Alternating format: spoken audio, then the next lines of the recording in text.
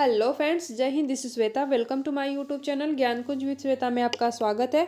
I hope कि आप लोग बहुत अच्छे होंगे, स्वस्थ होंगे। और अगर आप लोगों ने मेरा चैनल सब्सक्राइब नहीं किया होगा तो please like and subscribe my channel.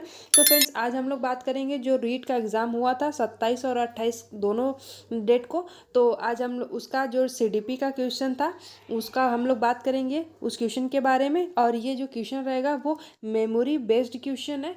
ठीक है फ्रेंड, तो चलिए स्टार्ट करते हैं। और इस क्वेश्चन के बारे में हम लोग आज डिटेल में थोड़ा समझेंगे। तो चलिए स्टार्ट करते हैं क्वेश्चन फर्स्ट से। देखिए फ्रेंड, तो क्वेश्चन नंबर फर्स्ट है कि ADHD मुख्य रूप से किस कार्य में कठिनाई से जुड़ा है। ठीक है, तो पहले इसका ऑप्शन पढ़ लेते हैं। ऑप्शन ए है मोटर समन्वय, और ऑप्शन बी है कार्यकारी कार्य, और ऑप्शन सी है संवेदी प्रसंस्करण, और ऑप्शन डी है प्रतिरक्षा प्रतिक्रिया। ठीक है, तो इसका राइट ऑप्शन क्या है, आप लोग क्या लगा के आए हैं? तो मैं इसमें आप लोगों को बताऊंगी कि इसका जो राइट ऑप्शन क्या है। देखिए, जो इसका राइट ऑप्शन होता है वो होगा ऑप्शन बी कार्यकारी कार्य।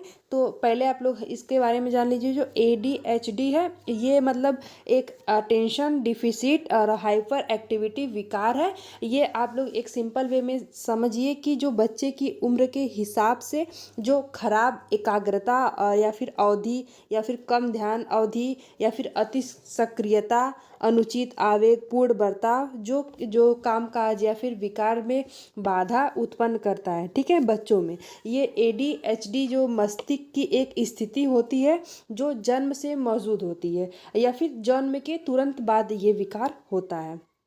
ठीक है, और इसका एक ये भी बात है कि कुछ बच्चों में ये मुख्य रूप से निरंतर ध्यान होता है, फिर एकाग्रता रहता है, या फिर कार्यों को पूरा करने में कठिनाई होती है, या फिर कुछ बच्चे जो अति सक्रिय और जैसे ज़्यादा जोशीले होते हैं। ये दोनों प्रकार के होते हैं। ठीक है, और ये है जो एच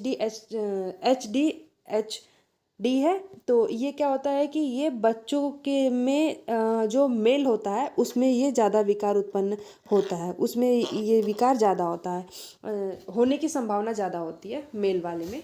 ठीक है, अकॉर्डिंग मतलब फीमेल से कम होता है। और ये क्या होता है कि जो 5 से 15% बच्चों को प्रभावित करता है। ठीक है, और लड़कों में ये दुगना पाया जाता है। और इसका जो उम्र क्या होता है कि ADHD में कि जो 4 साल की उम्र से बच्चे पहले होते हैं, और वो 12 साल की उम्र से पहले देखी जाती है, इसकी जो अवधि होती है ये विकार होता है। तो इसके बारे में ये थोड़ा सा डिटेल था।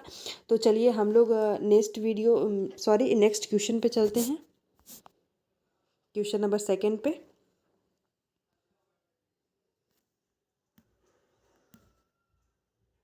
क्वेश्चन नंबर सेकेंड है।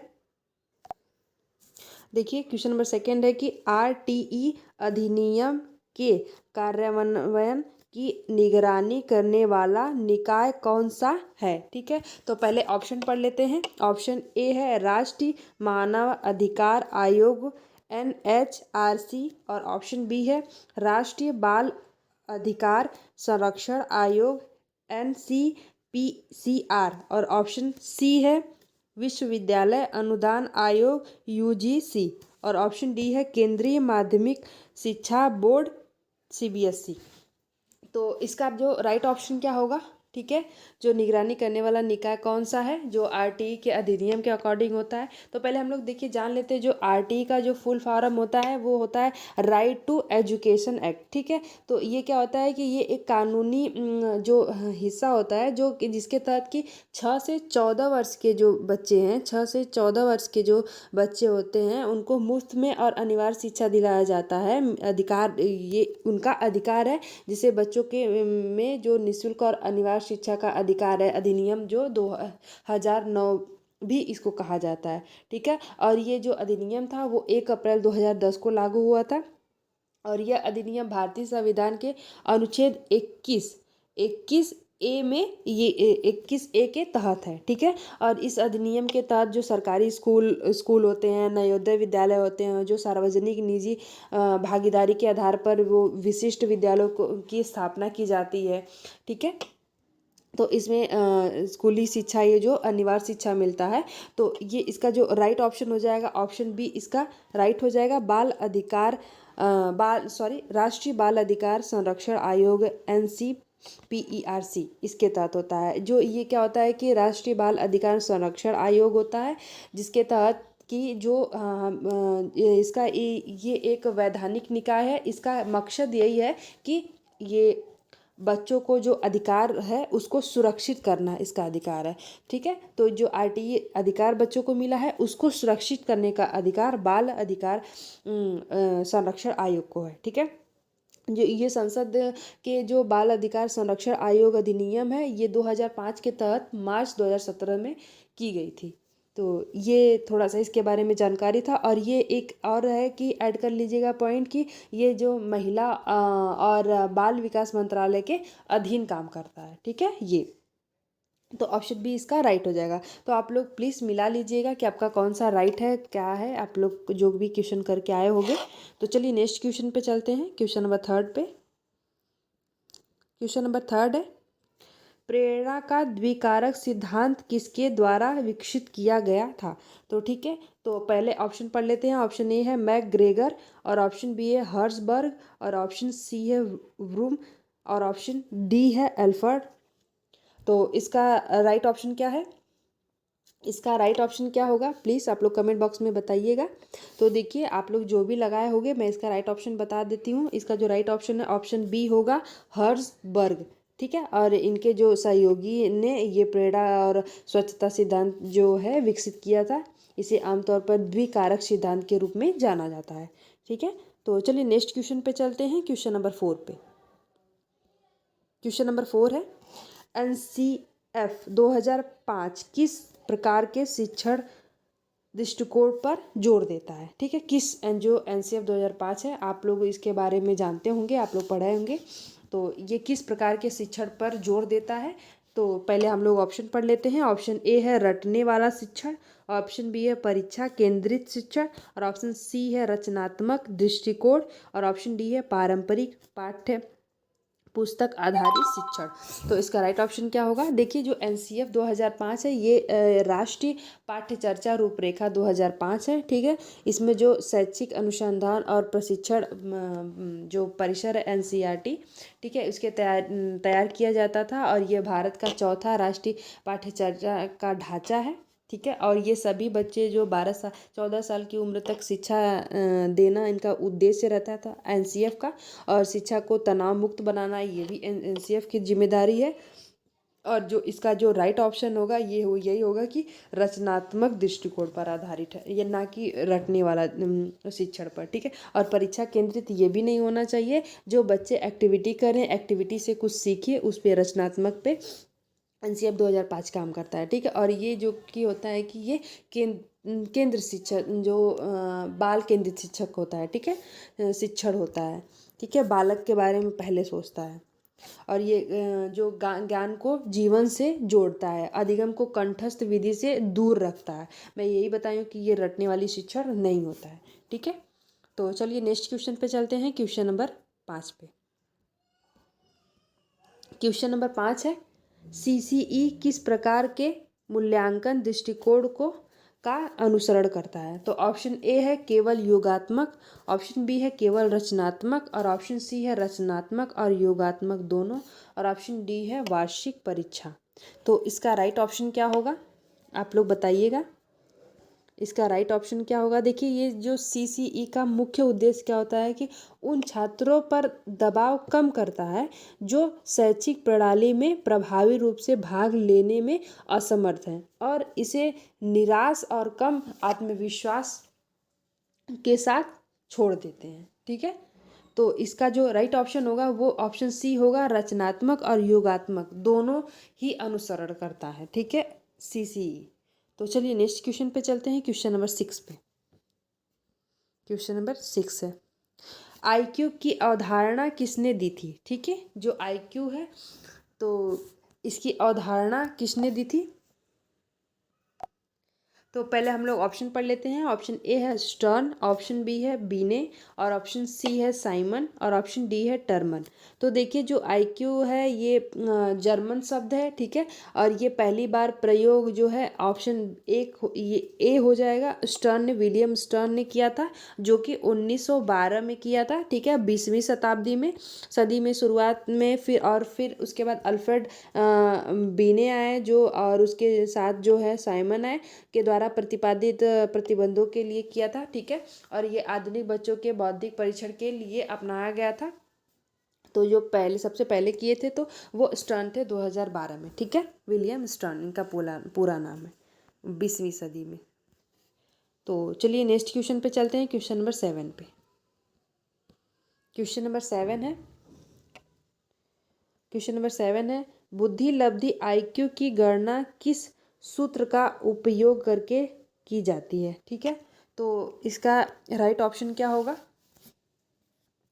देखिए एम का मतलब होता है, और जो सी ए का मतलब इसका होता है मानसिक आयु, और सी ए का मतलब होता है वास्तविक आयु, ठीक है।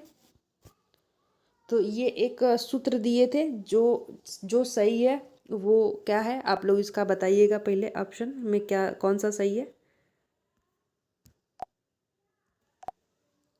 तो देखिए जो ऑप्शन ए है ये राइट होगा। जो आईक्यू बराबर होता है मानसिक आयु बटे वास्तविक आयु इंटू 100, ये इसका राइट आंसर है, ठीक है। ये सूत्र हमेशा पूछा जाता है, ये सीटेट भी एग्ज़ाम में आया हुआ क्वेश्चन है, और ये क्वेश्चन यूपी टेट में भी पूछा गया है, और ऐसे पूछा जाता है ये हमेशा, ये इम्पॉर्टेंट है, आप लोग इसको याद करके रखिएगा। देखिए ये रीट में भी आया, ये जितने भी क्वेश्चन है वो रीट वाले क्वेश्चन है, आए हुए क्वेश्चन है। तो चलिए नेक्स्ट क्वेश्चन पे चलते हैं, क्वेश्चन नंबर 8 पे, ठीक है। 8 पे क्या है कि फ्रायडियन जो मनोविश्लेषण में लिबिडो व्यक्तित्व के किस घटक का हिस्सा है, ठीक है। तो ऑप्शन ए है id, option B ego, option C super ego, और ऑप्शन डी सामूहिक अचेतन। तो इसका जो लिबिडो व्यक्तित्व के किस घटक का हिस्सा है, तो आप लोग इसका राइट ऑप्शन बताइएगा कि राइट ऑप्शन क्या होगा। तो देखिए इसका जो राइट ऑप्शन हो जाएगा, ऑप्शन ए इसका राइट हो जाएगा, ठीक है। लिबिडो व्यक्तित्व के किस घटक का हिस्सा है, तो ईड का हिस्सा है। ये जो है ये एक मनोविज्ञान में ईड और ईगो और सुपर ईगो सिगमंड फ्राइड के जो व्यक्तित्व के 3 प्रमुख तत्व हैं, ठीक है। और ये जो तीनों प्रमुख तत्व हैं वो एक दूसरे पर निर्भर करता है, ठीक है। तो जो इसमें छोटा सा आप लोगों को एक थोड़ा सा बता देते हो इसके बारे में कि जो ईद ईद होता है वो क्या होता है, वो अचेतन मन का एक घटक होता है, ठीक है। यह मानव की प्राकृतिक जनित इच्छाओं को रखता है, ठीक है। जो उनके अंदर जो इच्छाएं हो रही हैं, कि जैसे एक बच्चा कह रहा है कि नहीं वो एक मीठा खाया, फिर वो कह रहा है कि नहीं मुझे एक और मिठाई खाने की मतलब इच्छा हो रही है, तो ये ईड है, ठीक है। और ईगो क्या है कि ये एक चेतन मन का घटक है, ठीक है। और यह मनुष्य को सांसारिक जो जीवन है उस अपने स्वभाव या फिर इच्छा को संतुष्ट करने के लिए चुनाव करने का अधिकार देता है। जैसे उसका एक कोई जो अहंकार होता है ना, ईगो का अर्थ होता है अहंकार, जो व्यक्ति में अहंकार आ जाता है वो होता है। और जो ये सुपर ईगो होता है वो एक नैतिक या फिर नैतिक ढांचा होता है, जो यह नियंत्रित करता है कि अहंकार कैसे काम करता है, और यह हमें हमारी स्वभाव और फिर जैसे गलतियों के लिए हमें अपराध जैसे अपराध बोध या का अनुभव कराता है, ठीक है, जो सुपर ईगो होता है। तो ये उसके बारे में थोड़ा ये सिगमंड फ्राइड ने दिया था, ये 3 अवधारणाएं दी हैं। तो चलिए नेक्स्ट क्वेश्चन पे चलते हैं, क्वेश्चन नंबर 9 पे। आप लोग उसको अगर जो लोग नहीं जानते होंगे आप लोग उसको डिटेल में पढ़िएगा। तो ये एक मोस्ट इम्पॉर्टेंट टॉपिक था सिगमंड फ्राइड का, ये हमेशा एग्जाम में पूछा जाता है। और देखिए 9 क्वेश्चन क्या है कि बर्ट के अनुसार बुद्धिमत्ता मुख्य रूप से क्या है। तो ऑप्शन ए है अनुभव के माध्यम से अर्जित, ऑप्शन बी है पर्यावरणीय कारकों द्वारा निर्धारित, और ऑप्शन सी है आनुवंशिकता से प्रभावित, और ऑप्शन डी है स्कूली शिक्षा का परिणाम। तो इसका राइट ऑप्शन क्या होगा? तो देखिए इसका जो राइट ऑप्शन हो जाएगा ऑप्शन सी होगा, आनुवंशिकता से प्रभावित होता है। बर्ट के अनुसार ये बुद्धिमत्ता का मुख्य रूप से क्या होता है, तो आनुवंशिकता से प्रभावित होता है। तो चलिए नेक्स्ट क्वेश्चन पे चलते हैं, क्वेश्चन नंबर 10 पे। क्वेश्चन नंबर 10 है, किसने कहा कि जो शिक्षा है वो द्विध्रुवी है। ठीक है, जो शिक्षा द्विध्रुवी है ये किसने कहा था, तो देखिए ऑप्शन ए है जॉन डुई, ऑप्शन बी है जीन प्याजे, और ऑप्शन सी है जॉन एडम्स, और ऑप्शन डी है इमैनुअल कांट। तो इसका राइट ऑप्शन क्या होगा, देखिए जो शिक्षा द्विध्रुवी है तो द्विध्रुवी में एक शिक्षक रहेगा, ठीक है, एक शिक्षक रहेगा और एक छात्र रहेगा। ठीक है, और इसको जो माने थे वो हैं जॉन एडम्स।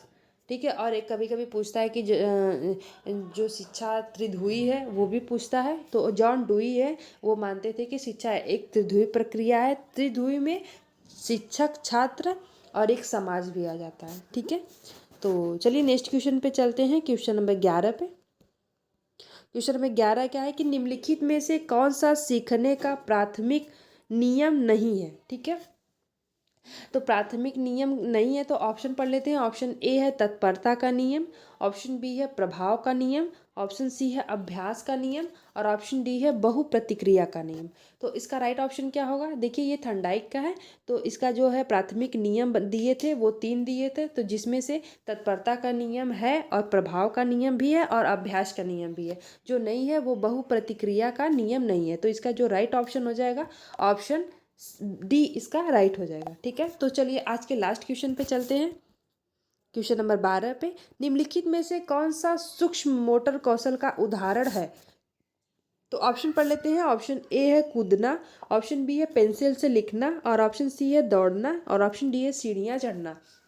तो देखिए एक सूक्ष्म कौशल होता है, एक स्थूल होता है, एक सूक्ष्म होता है। तो मैं आपको थोड़ा सिंपल वे में बता देती हूँ कि जो सूक्ष्म होता है, जो हमारी जो हम सूक्ष्म तरीके से करते हैं, जो जिसमें हम लोगों का जो बॉडी में जो ज़्यादा हार्ड नहीं लगता है, जो तो उसको हम वो स्थूल कहते हैं। और जो सूक्ष्म होता है उसमें हमारी जो बॉडी की प्रक्रिया वो थोड़ी ही लगती है। जैसे कूदना, कूदना में क्या है कि हमारी पूरी बॉडी कूद रही है, ज़्यादा एक्टिव हो रहे हैं हम, तो वो होता वो स्थूल में चला जाएगा। और पेंसिल से लिखना ये इसका राइट हो जाएगा। ठीक है, तो इसमें क्या होता है, ये सूक्ष्म प्रक्रिया है, हमारी जो उंगली की थोड़ी हिस्से से इसको हम थोड़े से लिख सकते हैं। जो जैसे आंखों में लाइनर लगाना ये सूक्ष्म प्रक्रिया, और जैसे दौड़ना ये स्थूल प्रक्रिया है। कि आप लोग को आई होप कि आप लोग समझ रहे होंगे। तो चलिए ये जो मेमोरी बेस्ड क्वेश्चन था ये 12 था। तो ये वीडियो यहीं पे समाप्त होता है। तो आई होप कि आप लोग को ये वीडियो अच्छा लगा होगा और यूज़फुल रहा होगा। तो प्लीज़ इस वीडियो को लाइक करिएगा, चैनल को सब्सक्राइब करिएगा, और ऐसे ही सब क्वेश्चन पे, सब सब्जेक्ट पे मैं ये वीडियो लाऊंगी। ये CDP का था, ऐसे करके मैं हिंदी और इंग्लिश और EVS में जो है पूछे गए क्वेश्चन है, तो मैं एक एक करके लाऊंगी। आप लोग बने रहिएगा चैनल पे। तो धन्यवाद फ्रेंड, और मिलते हैं नेक्स्ट वीडियो में नेक्स्ट टॉपिक के साथ। तब तक स्टडी करते रहिए, अपना ध्यान रखिए। Thank you so much. जय हिंद फ्रेंड।